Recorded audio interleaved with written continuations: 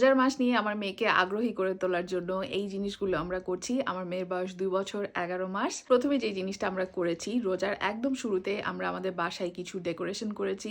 আমি জানি অনেকের কাছে এই জিনিসটা অপ্রয়োজনীয় মনে হতে পারে, কিন্তু আমরা যেহেতু দেশের বাইরে থাকি, ইংল্যান্ডে থাকি, ক্রিসমাসের সময়টা খুব জাঁকজমকপূর্ণ থাকে। রাস্তায় অনেক লাইটিং থাকে, সবার বাসায় অনেক ডেকোরেশন থাকে এবং খুব স্বাভাবিকভাবে এই জিনিসগুলো টডলারদেরকে অনেক অ্যাট্রাক্ট করে, আমার মেয়েকে অনেক অ্যাট্রাক্ট করে। আমি চাই রোজার মাসটা যেন ওর জন্য অ্যাট্রাকটিভ হয়। ওকে এই জিনিসটা আমি ফিল করাতে চাই যে এই মাসটা বছরের অন্যান্য মাসগুলোর মতো না, রোজার মাসটা আমাদের মুসলমানদের জন্য অনেক বেশি স্পেশাল। এটা আমি ওকে ফিল করাতে চাই। বাসায় ডেকোরেশন করার পেছনেও এটাই উদ্দেশ্য ছিল।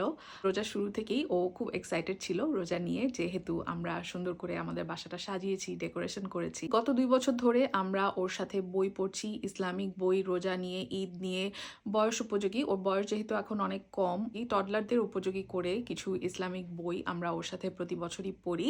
বিশেষ করে এই সময়টাতে, রমজান মাসের এই সময়টাতে আমরা ওই বইগুলো একদম সামনে ডিসপ্লেতে রাখি এবং প্রতিদিনই ওর সাথে এই বইগুলো পড়ি। এবং বই পড়া আমাদের খুবই পছন্দের অ্যাক্টিভিটি। প্রতিদিন আমরা বই পড়ি এবং এগুলো পড়ার মাধ্যমে কিন্তু ও অনেক কিছু শিখছে এবং রোজা সম্পর্কে ও খুব এক্সাইটেড হচ্ছে। ও অলরেডি ঈদ নিয়ে অনেক এক্সাইটেড। স্পেসিফিক ইসলামিক বই পড়াটা আমরা আমাদের প্রতিদিনের অ্যাক্টিভিটির মধ্যে এখন রেখেছি। টডলাররা ঘরের কাজে অংশগ্রহণ করতে পছন্দ করে, বাবা মাকে সাহায্য করতে পছন্দ করে। এজন্য আমি চেষ্টা করি যে ইফতারের সময়টাতে ও যাতে আমাদেরকে সাহায্য করতে পারে। যখন আমি ইফতার বানাই তখন আমি ওকে আমার সাথে রাখি এবং ওকে কিছু দায়িত্ব দিই যে জিনিসগুলো ও করতে পারবে।